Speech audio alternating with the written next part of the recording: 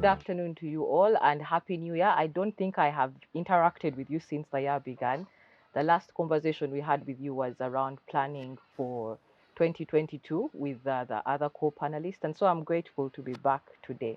I hope that you have been well. I hope that the children went home, not home, went back to school well, and I hope that as parents or as guardians, as deputy parents, you are now coming down and adjusting to the absence of the children at home. But without wasting time, January is a beautiful season because when you just peep a little bit back, the budget cycle is almost at its peak. And so the budget framework paper was released last year in December, and Parliament has been having conversations around that.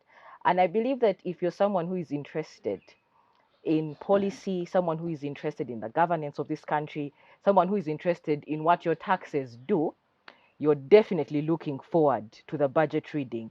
But budget reading is only a little segment of an entire cycle that takes almost the entire year. Today on the panel, we will be looking at priorities of women members of parliament around what the budget should focus on. And on the panel today, we have four amazing women. We have Honourable Nanyondo Veronica, who is the woman MP Bukomansimbi district, and she subscribes to the National Unity Platform Party. You're very much welcome, Honourable. Also on the panel, we have Honourable Atukwasa Rita, who is the woman MP in Mbarara City, and she came on the independent ticket, and I hope that her outfit shows you how independent she is.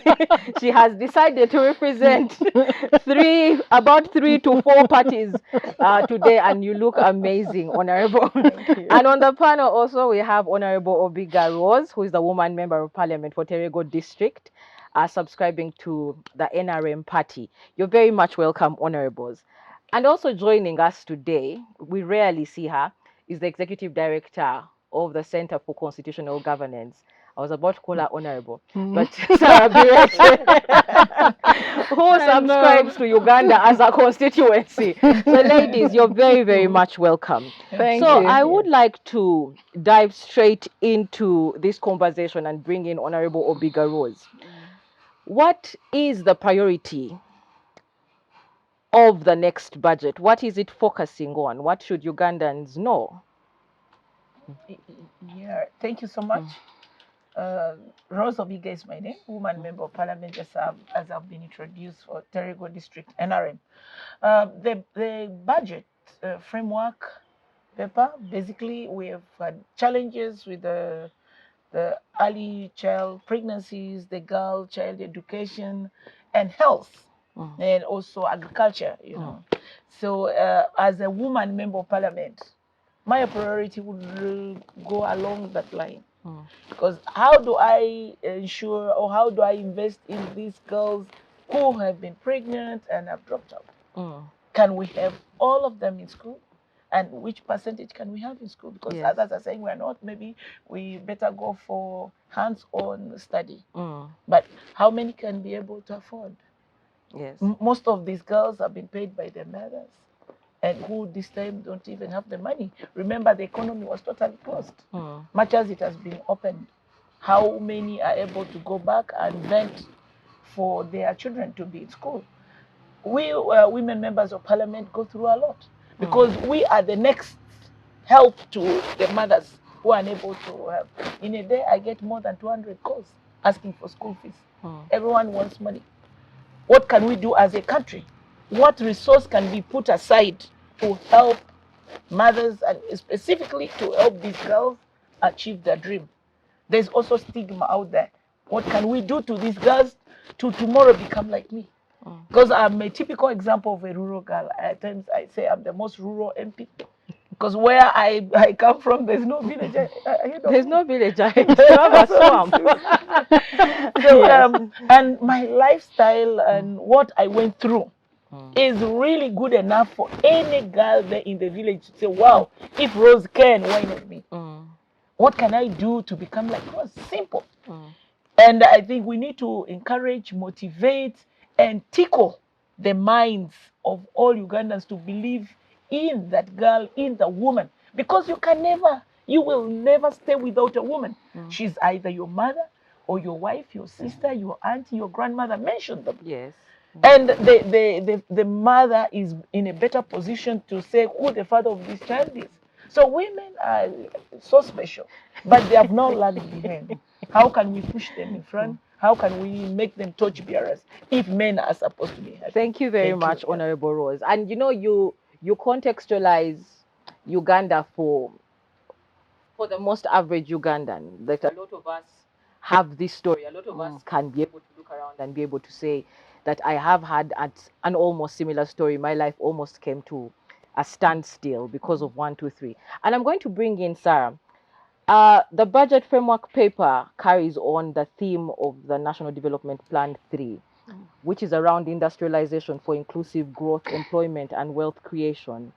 And the things that Honourable Rose has talked about heavily rely on access to capital. They heavily rely on citizens' ability to live a dignified life. So if you, I believe that you have looked at the budget framework paper. Do you have any comments on how the government plans, the plans that it has in place to ensure that we actually come to a place where we can have inclusive growth, employment, and wealth creation for every Ugandan? Yeah, thank you, Isabella. I was listening to Rose, and I think my crown as the most surviving village champion is up now. She's competing with me. Yeah. Because I thought I was the only rural girl in Kampala. But if you look at the focus of the budget framework paper clearly appreciates the contraction of the economy and the challenges that we are grappling with out of COVID pandemic. The economy has contracted from a 6.4% growth of our GDP to 3, a range from 3 to 3.3%. And we have acknowledged shortfalls in revenue collection. But what is the detail of this? You know, this is just a summary in terms of national range. But if you look at figures like 70%, business is reducing employers to the extent of 70%. So how many people have lost jobs? If you look at 50% shortfall in private sector, how many people have fallen out of business? I know the small and medium income enterprises have done their own independent survey. And in their survey with segregated data, 71% of women have lost businesses, have lost their entrepreneur, whatever, entities. And what does this mean in terms of society, especially given the background that Honourable Rose has given, the place of a woman in making sure there is food on table in a household, in making sure children have gone to school, and the possibility of having rising domestic cases out of women being fully dependent on men. And they need to balance, because if we are saying we are working for gender parity, 50-50, it should come with both economic, social, and political empowerment. So that if we say we are 50-50, we are in an equal world, then there's something a woman is putting on table. But if you say 71% of women women in business are not able to reopen, because today is the official reopening of the whole economy. So what are we doing? Out of every 100 women, 71% are not able to come back to the reopening of the economy. This ranges from the small businesses, including chapati making on the roadside. Women normally don't need heavy capital to do their business. And they are good at optimizing profits and making sure their savings in their businesses as they run their homes. And this roots to the traditional culture of even food silos. Women are the backbone of a functional home, a functional family. So what are we doing to this big percentage of women that are not able to come back to work? And what does it mean to the economy? What does it mean to household incomes? What does it mean to having a productive population? So for me, the budget focus, I know that what the Minister of Finance presented is general and for the whole country. But among the strategic priorities for the budget framework paper, there is restoration of business activity and increasing access to capital as number one. Then number two goes to industrialization, and number three goes to enhancement and well-being of Ugandans to improve health and keep learners in school. To me, the top three concerns of women in Uganda today, number one is teenage mothers. What are we doing about them? A teenage mother increases a burden to a mother. Yes. In a home. You have now two mothers. Women are first of all devastated. We think their babies becoming mothers. Babies having babies. It's a crisis. The figures are variable, official figures are variable by the UNFPA, as published by New Vision, indicate that the teenage pregnancies range from a minimum of 2,000 up to 10,000, and every district has teenage mothers, and the minimum is 2,000 teenage mothers, ladies and gentlemen. We have a crisis. We have a teenage pregnancy scourge that we must deal with to rehabilitate the girls, to make sure they acquire skills, so that they are able to take care of their babies that they've produced now and take care of themselves and become productive citizens of this country. UNFPA has gone ahead to indicate the impact of non-action. In their summary, they say 64% of these teenage mothers won't finish primary level. This is very dangerous for us as a country. They also say that 47% of maternal health budget is now going to teenage mothers. We previously had a crisis of maternal health care and access in this country. And now we've added 47% citizens that are not supposed to be mothers. Pregnant. Yeah. They are not supposed to be pregnant at their level. And now they've added to the little maternal health budget that was previously existing. And then we have a crisis of taking care of the babies that the teenagers are producing. And the estimate cost on the economy overall is a minimum of 645 million every year if we don't rehabilitate these mothers. Teenage mothers. In the long run, we shall spend more money as a country if we don't rehabilitate these teenage mothers. I know there has been a policy by Ministry of Education to keep these girls in school. But who is implementing this policy? We all know the big traditional schools, you cannot be there when you're pregnant. And these statistics do not include the girls that are pregnant now. It is for the mothers by the end of 2021. Many parents are being called to pick their girls that are found pregnant at schools today after 2 weeks of opening of schools. What are we doing as a country? Thank you very much, Sarah. And you raise very pertinent issues around education and its relationship to sexual reproductive health and government investment in sexual reproductive health. Because if we're talking about teenage pregnancy, if we're talking about abortions, if we're talking about post-birth care, all that is within the health cycle. And I'd like to bring in Honourable Rita Atukwasa. The country, the world have had 2 years to deal with this pandemic. We've had 2 years to build scenarios. Did this government build scenarios around how the education system would be affected? Did we build scenarios around how the health sector would be affected so that we would be able to guide budgeting today and now? Or are we also shocked that 46% of our funding is going towards pregnancies that we did not envision?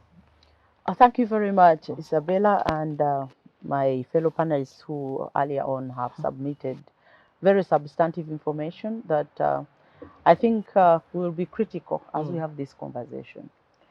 In the first instance, you talk about the pandemic and the 2 years.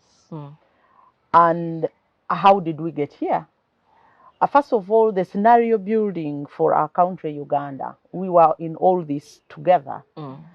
It was devoid of what would happen to the women.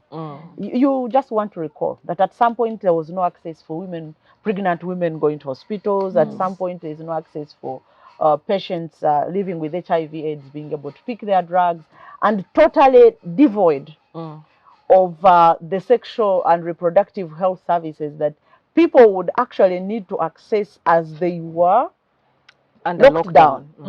That even during lockdown, we did not consider, I say we, as Ugandans, me and you who are above 18, who have different responsibilities to have done this, but more or less the government. There was no information on, because at that time people relied more on radios, on TVs, they relied on phones.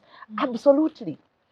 Information and education, communication materials of all these things were totally lacking. And also remember, the women were also lacking at the table.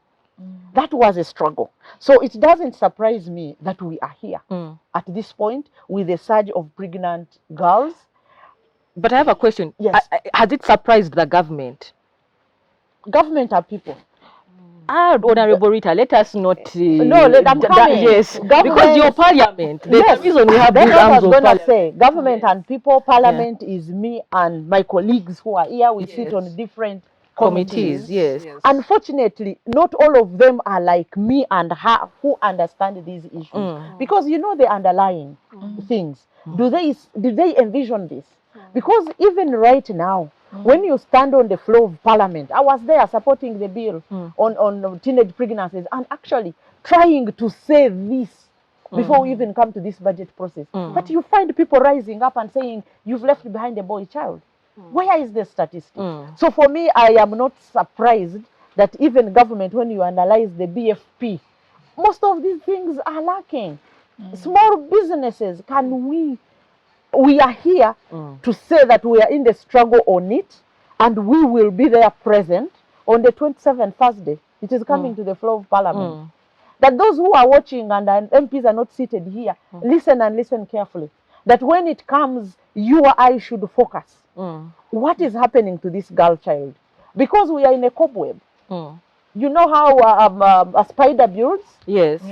The earlier submitted members, this is a social, political, and economic recovery that we need specifically on a woman and a girl. Because those girls are no longer even girls, they are women now. Some are some people's husbands, wives, you understand? They are still girls. They are still girls, my dear, in my eye as a mother. Yes. But to those who have taken them as wives, they don't see that.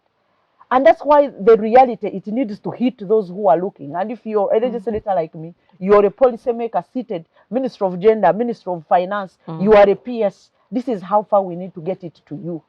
That when you bring the budget framework paper, for instance, on my trade committee, what exactly is going for that small girl, is going for that woman who cannot go back to the economy? Is what we are struggling with. That when we talk about education, right now, children have been at school for 2 weeks.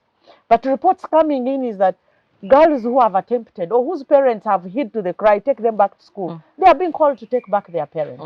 Yes, the government opened up to say, please go and take them back to school. The mechanisms, where do we report in case this child is brought back?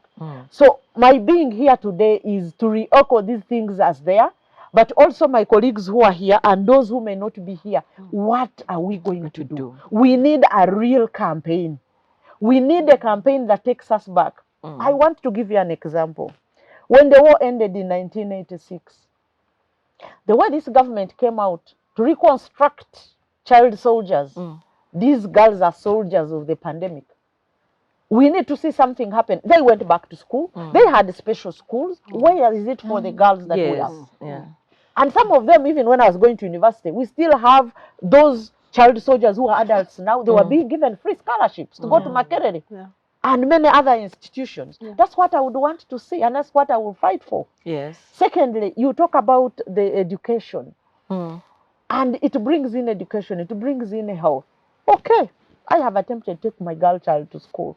She's pregnant. Where's the psychosocial support? Mm.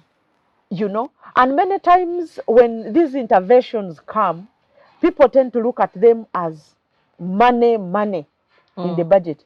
But what will get us out of this mess that the world has created and ourselves is to design interventions that are holistic. In these schools, as we plan to recruit for the parish model, can we add psychosocial support officers to visit these schools and support these children? If we have HIV/AIDS care, all referral hospitals and health centers, they have counselors. What are we doing with the schools?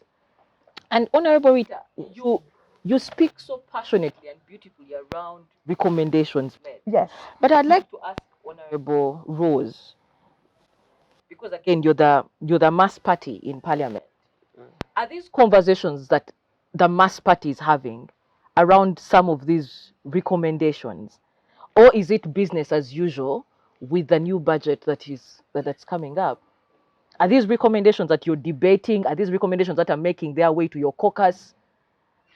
Yeah, thank you. Thank you so much for that question.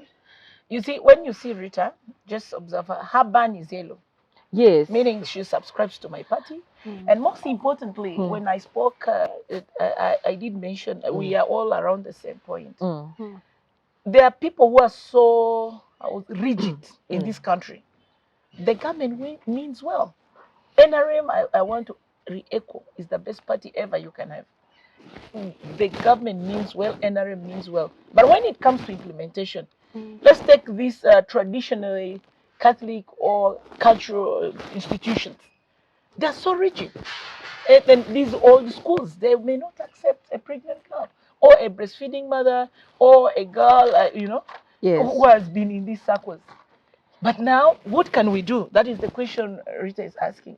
As women MPs, we need to build synergies around this. We need to remobilize and say no. By the way, what hurts so much to me is who made these girls pregnant? Remember, this is defilement. I've been to prisons. I've never found any single culprit of defilement. Are we saying these girls make themselves pregnant? The Holy Spirit. Oh, the Holy Spirit descended upon them. So now, as we know these girls are pregnant and the culprits are there at large, what have we got to say about this? How can we condemn? We need to condemn actions, by the way. Once we condemn and say this must happen, and 2 people or 310 are brought to book, then the whole situation will change. And Honourable Rose, I really don't want to drag this conversation or make it an NRM discussion, but here is the thing. We have seen times in this country where we have received instruction from the helm at NRM on an issue, and we have a mass vote in Parliament on that issue, whether the issue is popular or not, with the citizenry. And so all I'm asking is, and I'll come to Honourable Veronica right now, all I'm saying is, if NRM could sweep the vote with the removal of term limits, if we could sweep the vote with the removal of age limits, if we could sweep the vote with a lot of other instances in Parliament, how come we are not sweeping the vote when it comes to the issue of young girls who are pregnant going back to school? How come we're not sweeping the vote around ensuring that that women's businesses are recapitalized? How come we are not swinging the vote when it comes to allocations and investment towards sexual reproductive health rights? And if NRM means well, how come we are not seeing the swing? Thank you so Honourable much. Veronica. Thank you so much. Yes. And I thank my fellow panelists. But the problem with our country, Uganda, we have very good laws, but they are on paper. If we could shift them from paper into action, and we put them in action, Uganda will be a better country. Honourable Rose, when you say that Madam Moderator, when you say that Parliament passes, these people, they also see that this is wrong. But how can we let all institutions exercise their powers? For example, there is a law that has to punish against defilement. It is there. But is it working? Is it put into action? No. A father defiles that had his daughter, you go to police, everything gets mixed there. The next day you see a man is free. Where is the law? We follow the law in Uganda. When I go back to the girl child, we are so disappointed that the burden is going on leaders. We leaders. Honourable Rose, you gave a testimony that you receive 200 calls a day asking for school fees. Are they from men? No, from mothers. Because the responsibility now is for mothers. The mothers are taking over. Now, how can you, as MPs, as the government in power right now, with many members of parliament, we are passing the law in parliament. How can you collaborate with us? And we see that this thing, whether the head says this, but this is the right thing. We need to put money in this budget to look into the small businesses, to empower the women, to empower the girl child. But if you don't support us who see things as they are, because we see things as they are and we tell the public, but the blame comes back to us. Yes, you have told us, but it's going to come back to parliament and you are going to do that otherwise. How can we do what the society needs? The budget is on our table, Madam Rose. It's we to put in these inputs that at least if the president is asking for a supplementary of renovating the State House in Entebbe, yet the Minister for Education is saying, you allow pregnant girls to go back to school. What has the government done to help these pregnant girls to stay in school? The statement is just plain. What do you want schools to do? First of all, can schools accommodate the girls? The pregnant girls. The pregnant girls. Do they have what it takes to take care of them? No. Secondly, apart from pregnant girls are still dropping out of schools. Why? I sit on health committee, and once I was discussing, I gave a submission to the ministry. You give free condoms in Stenson's public spaces, the hospital. Why don't you improvise and put sanitary towels at school for free? Because they think when a girl reaches that period, the parent can't afford, and they think they know that the old thing of using the clothes is outdated. If they can't afford the pad, they say, no, I can't continue going to school. Why can't we improvise? We cut somewhere and focus on this girl to stay in school. These are just, for a month, they stay in school for 3 months. That is 10,000. A packet is 3,000. Maybe provide it. Maybe I should bring Isabella. Yes, I would want to say that I respect that when we are in parliament, there are parties. Yes. But we also, as women, have got to recognize that who is behind parties. So when we are dealing with women issues, that actually all the parties the other side see us as women. They don't actually care what I am putting on my head or what party we look at. So when it comes to issues to do with women, now as we are seated here, and you gave a very good brief of me and says whether NOP, whether NRM, we all need to converge. And this was a clear symbol that as women, we all look like this. We need to converge together to be able to push this. What happens in Parliament now, the power of the patriot again now turns and faces us in equal footing together.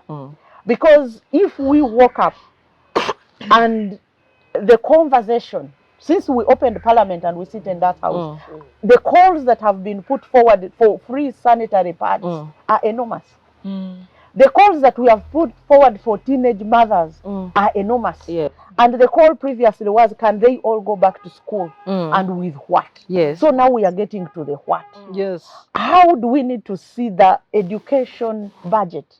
My colleagues the other day, actually, education sat and it was about 8 p.m. And I was still calling her because we were having a conversation about how to hold this talk show today. And I was telling her, please, Honourable, stick your eyes to what will the girl child get.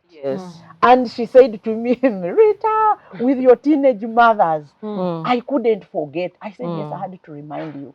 So whereas we are speaking like that, we are also doing work with our colleagues. And I tell you, all those women in Parliament feel the way we all feel, and some men as well, to make sure that we push and we don't get our hands empty-handed. We will be able to get something. It might not be sufficient, but there will be an added value to it for what these girls can get, for what can push them to stay in school, for where these mothers, those who can't be reintegrated in the formal system, we will still see how do we push for skilling. Talk about the parish model.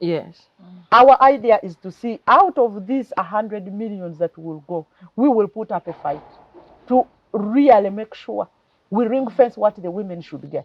Because when you don't do that, you know it very well. The men and the youth will take all the money. So we are up to the task and we call for your support. Because when the public also comes in, it helps. When they are going to recruit, we will still do the same. Because, for instance, for the cities, I had the Minister of Local Government on Friday was giving information that they should go and recruit. So we need to look behind how many are being recruited. And in this form of a crisis, if you recruit parish chiefs that include women, then we have where to run to. That this parish chief can be able to reach out to communities, to reach out to these schools. Women usually multitask. You look at the CDOs today. Some of them are taking on this, even if it wasn't on their table. That's true. So I want to assure the public that the way we have come here, and many others who are not here, we will fight for this to get something. Thank you. And I just, yes, please. Yes, maybe Honourable just an addition. You see, as NRM, we know when the pandemic came, it swept everyone. It didn't say this is NRM and this is NUP or DP. All of us were heavily affected. And when it comes to poverty, everyone is affected. It does not have party boundaries. But the challenge with Ugandans is greed. By the way, as the parish model is coming, don't be surprised that somebody wakes up and sweeps off the 100 million. Don't they have a heart for the most vulnerable? And yet Uganda is enough for all of us. Yes, but you see, and the corrupt are not only in the NRM. Everywhere people are corrupt. Maybe before Honourable Veronica, yes, Honourable Veronica has a point of information, and then I'm going to bring Sarah in with this question of greed and yes, Honourable Veronica. I'm just calling upon my women MPs. In Bukomansimbi, where you represent, I was there over the weekend. This issue of parish model, they are hearing about it, but in meetings they are calling men to go and attend the meetings about parish model. So the ladies no inclusion. Yes, they were telling me, Honourable, tell them that theirs is the Women's Entrepreneurship Fund. We need you to come and tell us. You invite women, and so that we can follow what is going on. Not let it not be like it was in Emyoga.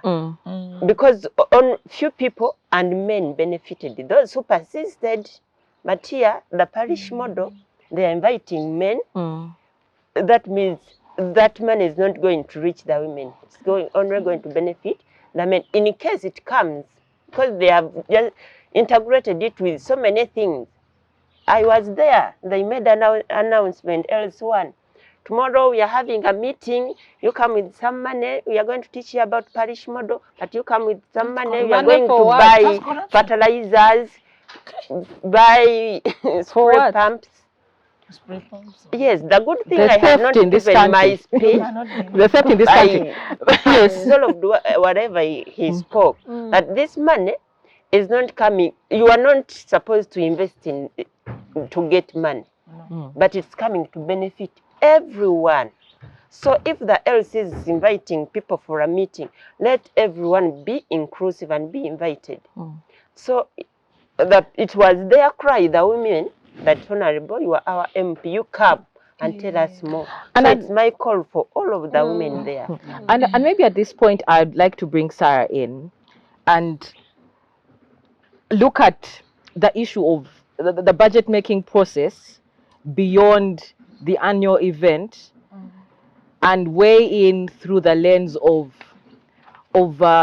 legal provisions that make safety possible or that make corruption and greed curbed. Okay, because if we are talking about protection of children in schools and we do not have a policy or guideline on provision of pads, if we are talking about rape and defilement from the perspective of how do we bring children back and not how do we address the perpetrator, how would you merge the discussion we are having with the urgent need to bring back conversations on, one, the implementation of the sexuality education framework and the conversations around the sexual offences bill, because the issue of defilement is a crime, but we're not even talking about it on this show. Thank you, Isabella. Yes, defilement is a capital offense. And in the amendments, we also put components for aggravated defilement. Yes. Where somebody is HIV positive unknowingly and forcefully infects a girl child. I'm very disappointed that in this scourge, I call it a scourge because if you say a minimum, every district has 2,000 defiled girls before we even go to teenage mothers. A minimum. How many culprits or perpetrators have been arrested? We need this statistic from government, from police, from the justice law and order sector. How many have been arrested? How many have been prosecuted and convicted? Because we also know the vulgarization of defilement in villages, where first of all LCs engage in defilement cases where they don't have jurisdiction, and then push for arbitration and monetary compensation of the girls to the parents, and forceful marriages through LC courts. For them, they think it is a normal crime, as if to pay bride price and take the girl who is underage, who should be in school, not in a home, becoming a wife, a baby wife. We need to look at these aspects. We need to condemn defilement. We need to punish the perpetrators. And that sends a message to the future perpetrators. Because it's important to note that even before COVID, we had cases of teenage mothers.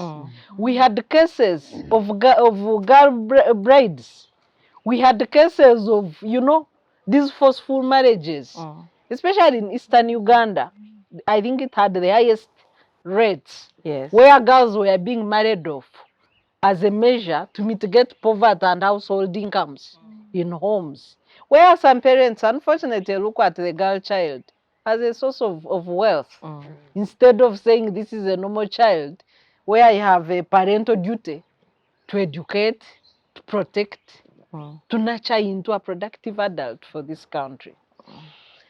So beyond that, but I think police should be called out, and I hope in the comprehensive discussions by the members of parliament, we should have a punitive approach of stopping the teenage mothers. We should have a restoration approach, rehabilitation and restoration. So we have punitive, rehabilitation and restoration. In the punitive, let's have these thousands of culprits arrested, prosecuted, and convicted. In the rehabilitation, let's ensure girl children, teenage mothers are back in school, pregnant girls are back in school, beyond the talk. Beyond the talk, in practical terms, what are schools doing? We have had cases of parents who are called to pick their pregnant girls. Where should they take them? And if there is a policy of the Ministry of Education, who is ensuring that this policy is implemented? Yes. So we need the implementation mechanism from the Ministry of Education on teenage mothers, pregnant girls in school, beyond announcements. Okay. We need budget measures to make sure there is psychosocial support, to make sure we mitigate stigmatization of these girls. And we have a saying in Africa that a child belongs to a community. Where is the community in this scourge of teenage mothers? We need to call everybody out. And lastly, the parents. We have a duty. True. We have a duty of proper parentage, of proper raising of children. Primary duty. So we need to call out all these several duty bearers in the life of a girl child. Thank you very much, Sarah. And we'll take a break for now and be back in a bit.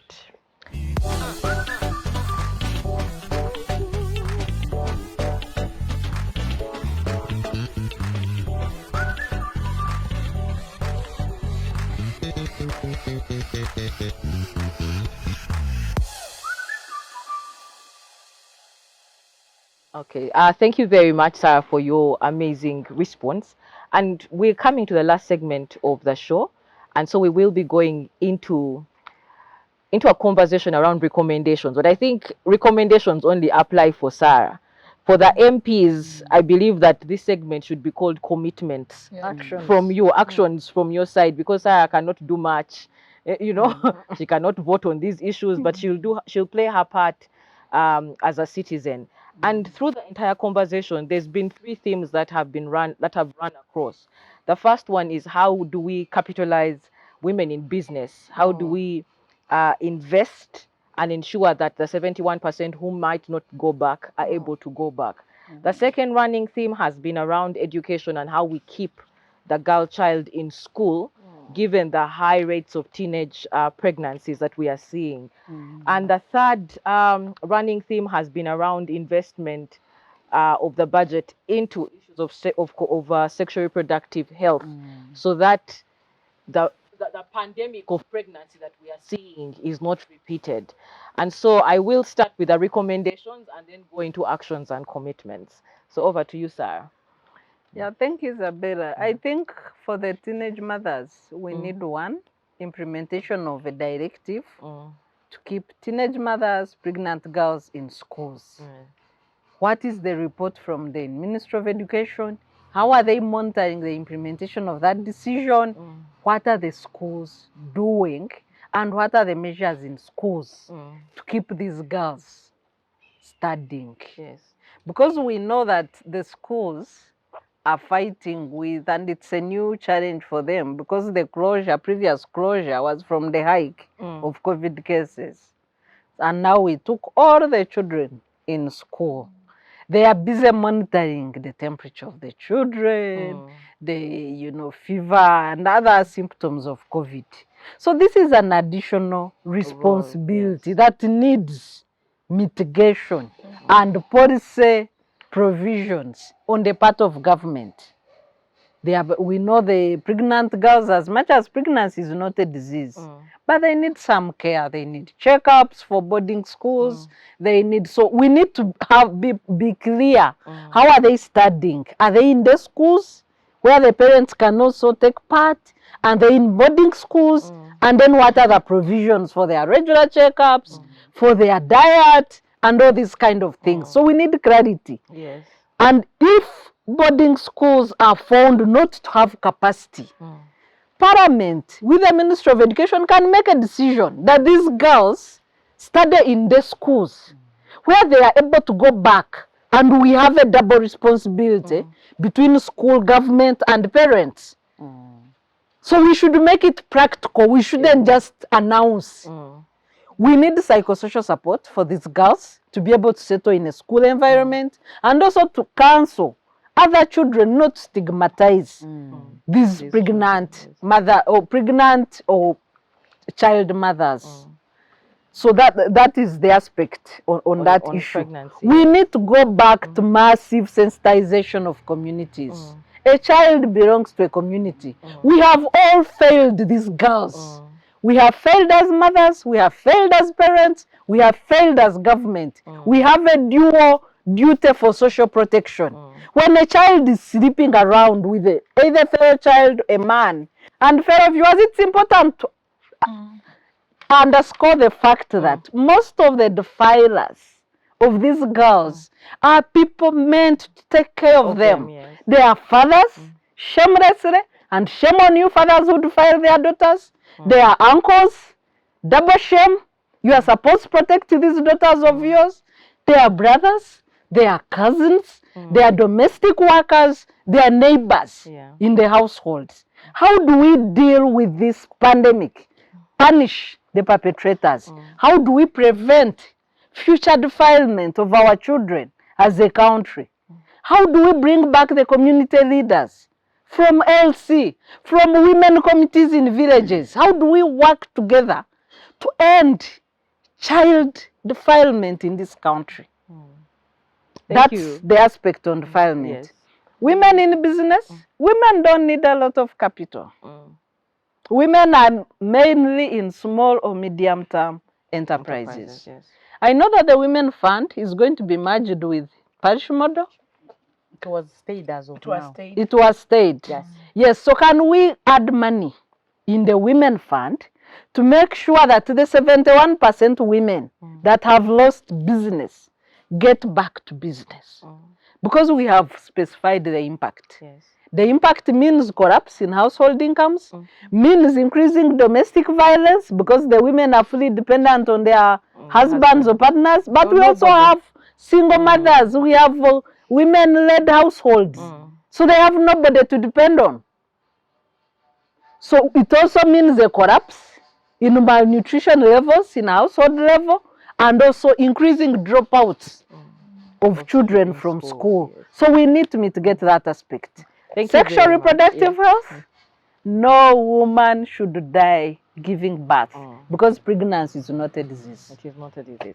Thank you very much, Sarah. And maybe on your recommendations for school, especially with the girls and support, this is a conversation that should even extend to the girls who are out, because currently those girls are out of school. Yes. And so the same structure Yes. should apply, that the society and community should be equipped to support them, because they're not supposed to be pregnant. Yes, Honourable Rose, your action. Thank you.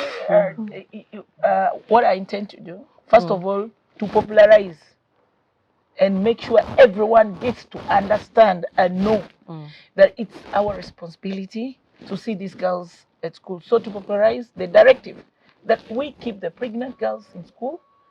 Pregnancy is not a disease, and these girls did not get pregnant alone. Somebody was responsible. And therefore, their future must not be crushed. Wherever I'll go for any function, any time I'm given the podium to say a word, this is my commitment. Two, I'm going to join my colleague, women members of parliament, and the colleagues in parliament to put a protracted war or lobby everyone to say, yes, this is a scourge. We must all rise and stand up to it. And on the women business women, I've started something small in my constituency. Maybe my colleagues can learn from it. Every village member in Terego is registering to put 1,000 every week. Only 1,000. I first asked them, is there anyone in Terego who cannot afford 1,000? They said we can. Now, the minimal number of a village is around 250 people. Now, per week, that is 250 million. And as the ED has said, women don't need a lot of money. So if they put it for 6-8 months, I'm going to put some money in that. So everyone is actively doing that. And they have started borrowing. You pick when, now for us, we are going to ask the Women Fund Do not only go to specific districts. Mm. Me, Rose, I've never seen this women fund. It is Yes. never there in my district. Where is it working? Where is it? But I'm going to see to it that more money is allocated. Say your government means well. No, yeah, we mean well. But what I'm saying, don't go only to particular The districts. technocrats, And you they leave should the be in technocrats. every district. You should go to other districts. But only to hear, I have heard from them. Thank God I'm on a forum Yes. as an executive member Yes. to see to it that when you give birth to a new baby, you don't kill the old baby. Yes. You also want it to grow To very continue well. growing. Yes. So this women fund must grow. But my word to them is, please reach Terego. Because if I speak and I don't see you there, what am I speaking about? Please reach Reproductive there. After all these years, they haven't reached. But anyway, please go They are on to not there. reproductive health. This I want to be on record. I've not seen them. Okay, Really. please. Yes. Yeah. On yes. Yeah. So this says that as I also fight, I want to see their impact. And lastly, on the issue of reproductive health, sincerely, why should I die when I'm bringing A life? A life, really? It is uncalled for. Health is basically, when I ask the chairperson of health, thank God he comes from my region, what are the priorities? Basically, he said, we're not going to do new constructions, no this. We want to increase doctor's salary. Fine. But can we see to it that we don't lose a mother while giving birth? This is a must. We don't want to die. I don't want to see any mother die while giving birth. So can we have all the theaters, operating theaters, in good working conditions? Well, the other time in Arua hospital, shame, real shame. Doctors are operating in a very, very difficult condition. The fans are not working. People are sweating from head to toe. Is it really difficult to renovate? If you have is it the topmost in a hospital who is not able to do this, remove this. Not to make people of Arua almost die. Mothers are dying every other time. Mothers are dying in a Royal hospital like flies. Has it been a time your generator disappeared? But it was found. No, the ambulance. Congratulations. Up to tomorrow, we have never seen the ambulance. And how can ambulance disappear when we have CCTV cameras? Yes, that is true. Cleanliness. At times, some of these infections mothers get and later on they die are found in the theater. The hand washing facility, the one I saw in a hospital in the theater, very embarrassing. I got the weighing scale rusted. Really, can somebody think outside the box? Mindset change. So I don't want to hear this, and I will campaign, lobby. It's my commitment. Join my colleagues. We work together, and we should stop these party lines, because a woman member of parliament is a woman member of parliament. That is true. And there are women issues. And there are women issues, so we work together. Thank you very much, Honourable Rose. Honourable Veronica, would you like to submit? Yes, please. Thank you. Thank you, Honourable Rose and Idi. First of all, about the Women Fund. Is it there in Bukomansimbi? About it. If it comes, I pray it passes through the right direction. So it hasn't arrived also in Bukomansimbi? It's not there. We just hear about it. But even other programs like the elderly money, the way this money comes, Parliament releases the money, but it doesn't reach there. Even if it reaches, the routes it takes, the real people who are supposed to benefit from it, they don't.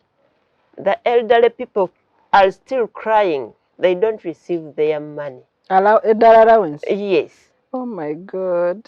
Now, if it's there, I will support it because it's targeting the women. And I promise maybe to also to follow. See where it goes. To follow it. And even audit. So that the beneficiaries as parliament. Benefit. Secondly, we have been doing some work as women leaders. For example, I organize Students' Day every year. Students, boys inclusive.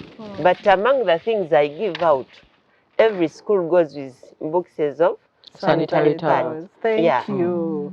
Even now, I was planning January, but we failed.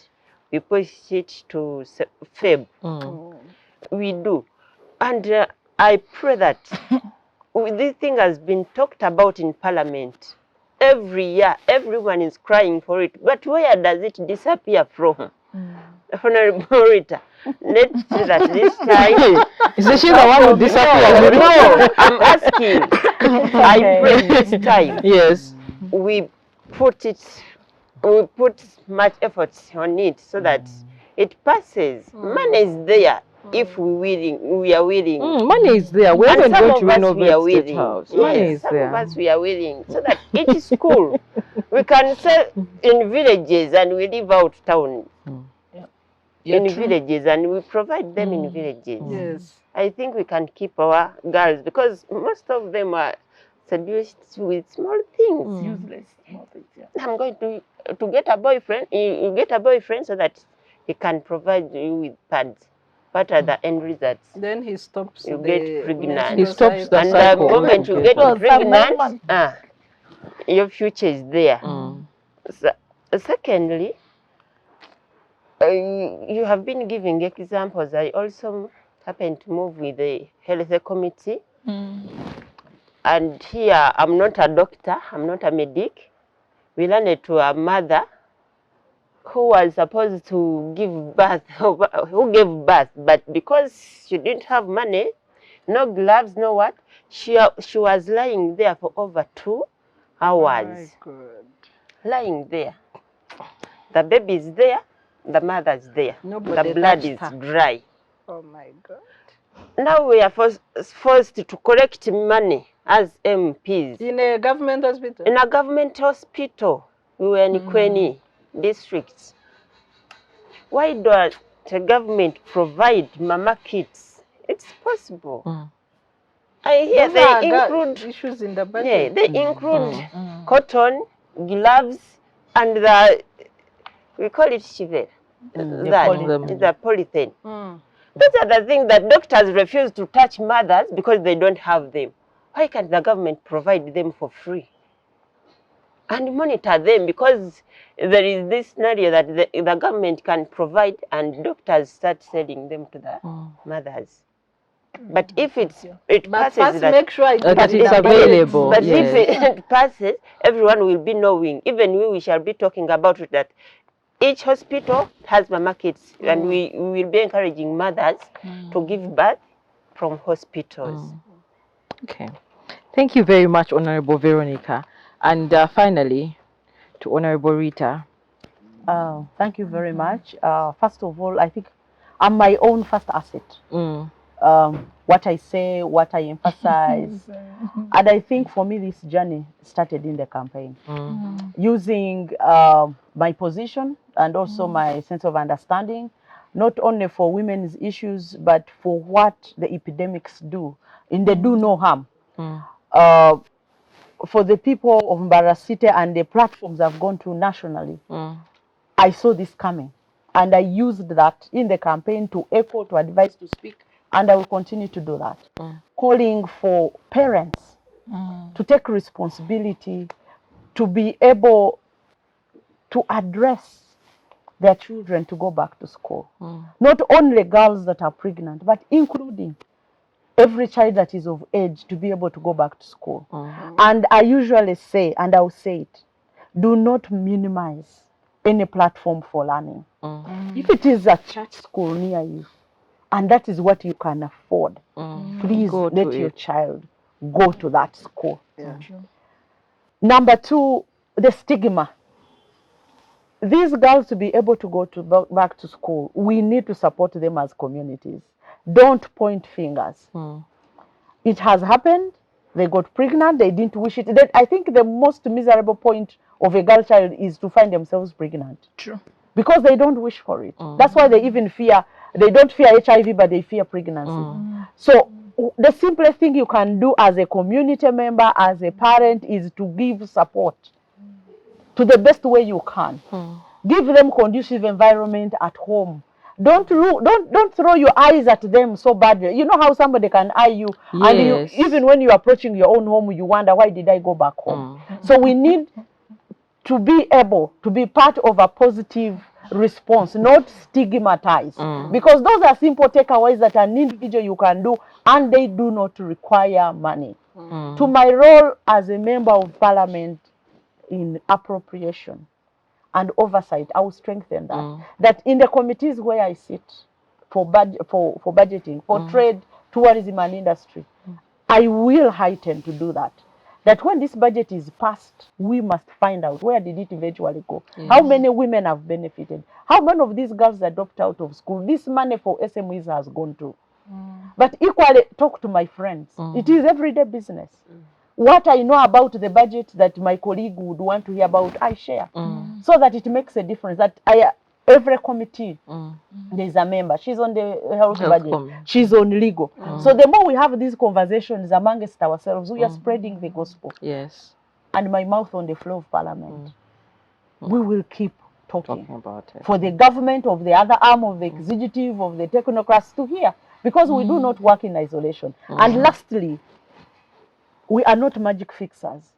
We work within the system from the LC1 to the cows to the DEOs. Please come on board. And as leaders in the different capacities, come on board and support us. I already said to the people in Mbarara City that no matter how superb I will try to be, if you do not support me, you voted for me, I will not deliver. Yes. So in the same vein, we need the entire structure to feel what we are feeling right now. That we need girls to go back to school. We need stigma to reduce in school. If you're a mother and you can take it, please babysit that grandchild of yours. I know you have a lot. For sure I know. But it can never end. Babysit that child so that your daughter can go back to school. So thank you very much. Thank you. We'll take it from there. Thank you very much. And a big thank you to Sarah, a big thank you for Honourable Rose, Honourable Rita and Honourable Veronica for joining us today on the Women's Show. It's always a pleasure to have amazing women on the show. And for you who are listening, again, like I said at the beginning, the budget process is one that is important for all of us because we all pay taxes. But also the idea is that the national budget should ultimately find its way into your house. So if you're not interested in this process and then you begin to wonder why fuel prices look the way they look today, it is probably because you did not pay as much attention. So there is a role that you as a citizen can play. When the next cycle opens, go for the budget meetings in your communities. But also now that Parliament is discussing the budget, be interested in the positions of your MP. So that just in case they are not friendly, you also know how to vote wisely in the next election. Otherwise, thank you very much and have yourselves a lovely, lovely afternoon. Thank you.